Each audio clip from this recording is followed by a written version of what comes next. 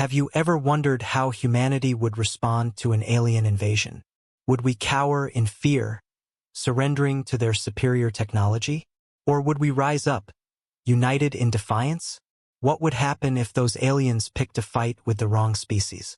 This is that story, the story of how a seemingly invincible alien force made a colossal mistake by underestimating humanity. It was a cold, quiet night in New York City when the first signs of the impending catastrophe began to appear. The moon hung high in the sky, casting its pale glow over the bustling metropolis. The news networks buzzed with reports of strange atmospheric disturbances, flickers of light, bursts of energy, and odd radio signals. Most dismissed it as a mere technical glitch or some unknown natural phenomenon. Little did they know that above the Earth's atmosphere, a fleet of alien warships lay hidden in the darkness, cloaked by advanced technology. The invaders were the Zalathians, a race known throughout the galaxy for their brutal conquests and technological superiority. With cold, calculating precision, they scanned Earth, identifying its richest resources. To them, humans were just another primitive species standing in the way of their galactic domination. They had subdued countless worlds before, and in their eyes, Earth would be no different. As dawn approached, the first attack came without warning.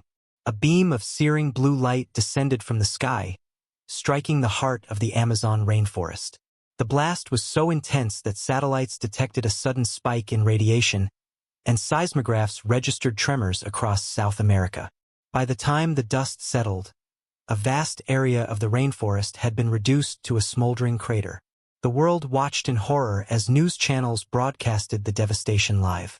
Confusion turned into terror as a chilling message appeared on every screen across the globe. The image flickered and a distorted, otherworldly voice resonated. Inhabitants of Earth, we are the Zalathians. Your planet contains resources that we require. You have 48 hours to surrender and evacuate, or face total annihilation. Panic spread like wildfire.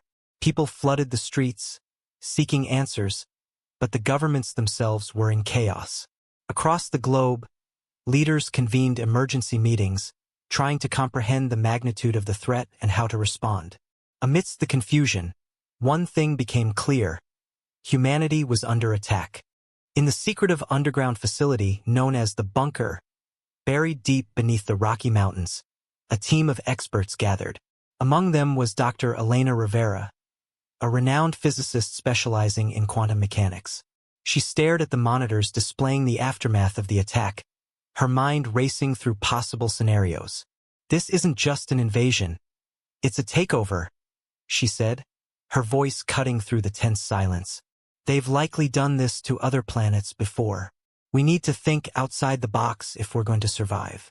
Seated beside her was General Marcus Hale, a stern, battle-hardened military strategist. You're right, he agreed, his jaw set in determination. They want us to surrender, but they've underestimated the human spirit. We don't give up. Not now, not ever. Dr. Rivera nodded. I have a plan, but it's risky, she began. If we can hijack their communication network, we might be able to disrupt their operations. It would require hacking into their quantum signals, a nearly impossible task, but it's our best shot. The general's eyes narrowed. Do it, he ordered. Whatever you need, you'll have it. Across the Atlantic, in the ruins of an abandoned factory on the outskirts of London, a group known as the Night Watchers had formed. Comprised of hackers, military veterans, and scientists, they had been preparing for a fight long before the invasion began. At the center of their operations was Mira Donovan, a brilliant hacker with a rebellious streak. She sat hunched over a console, surrounded by screens filled with cascading lines of alien code. Gotcha, she muttered, cracking a small smile. I've infiltrated one of their drone's communication networks. Her partner, Captain Raj Singh, an ex-military pilot with nerves of steel, approached. You sure this will work? He asked, casting a doubtful glance at the pulsating lines of alien data on the screens.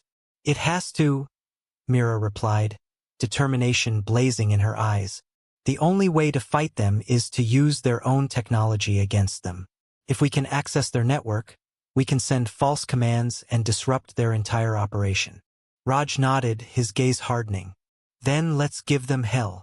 Meanwhile, governments around the globe began coordinating a unified defense. Military forces pooled their resources, forming a global defense network. Dr. Rivera and her team at the bunker worked tirelessly to understand the alien technology. Their breakthrough came when they discovered that the Zalathians' communication relied on quantum entanglement, a form of instantaneous, long-distance communication. Using this knowledge, they developed a prototype pulse device capable of disrupting the quantum signals. It was an incredibly risky endeavor.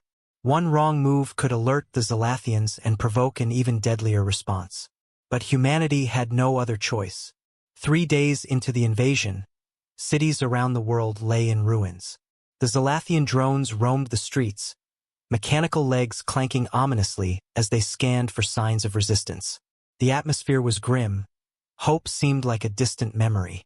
Yet, in the midst of despair, pockets of resistance rose. In Tokyo, guerrilla units struck from the shadows, launching surprise attacks on alien patrols. In the Amazon, tribes united with soldiers to use the jungle as a natural fortress. Across Europe, resistance fighters laid traps and sabotaged alien machinery. The time for humanity's counterattack had come. Dr. Rivera's team, with help from Mira and Raj, managed to break into the alien network and send a pulse through the quantum channels. For a fleeting moment, everything went still. The alien ships hovering in the sky flickered, and the drones on the ground paused. Now! General Hale barked into the radio. Military forces across the world moved in unison. Jet fighters roared through the skies, launching EMP missiles designed to overload the aliens' defenses. On the ground, resistance units sprang into action, armed with modified weapons capable of disrupting the aliens' shields. Raj, piloting a jet, dove into a swarm of alien drones, firing off a salvo of EMP missiles. "That's for New York," he growled as the drones exploded in flashes of light. In London, Mira sent false signals to the alien forces, leading them into ambushes set by human guerrilla fighters. Explosions rocked the streets as humans fought back with an intensity that took the Zalathians by surprise. The global resistance was fierce, and for the first time, the Zalathians faced a genuine threat. The humans, whom they had dismissed as insignificant, were proving to be far more formidable than anticipated. As the battle raged on, Dr. Rivera revealed the final phase of their plan: a quantum bomb. This weapon, designed to disrupt the Zalathians' quantum core systems, was humanity's last hope. However, delivering it required a direct hit on the alien mothership in orbit.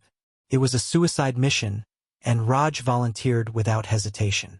The world watched as Raj ascended in a prototype spacecraft, streaking towards the ominous shadow of the mothership. Alien ships attempted to intercept, but Earth's combined forces created a shield, sacrificing everything to protect their pilot. Inside the cockpit, Raj breathed heavily, the weight of the world on his shoulders. "I'm coming for you," he whispered as he navigated through the alien defense grid. Finally, he reached the mothership's core. "For Earth!" he roared, releasing the bomb and veering away at the last second. The ensuing explosion sent shockwaves across space, shattering the alien vessel in a blinding flash of light. On Earth, the alien drones collapsed, their systems disabled.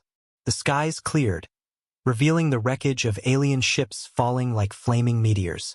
People poured into the streets, cheering and embracing one another. It was over. Humanity had prevailed.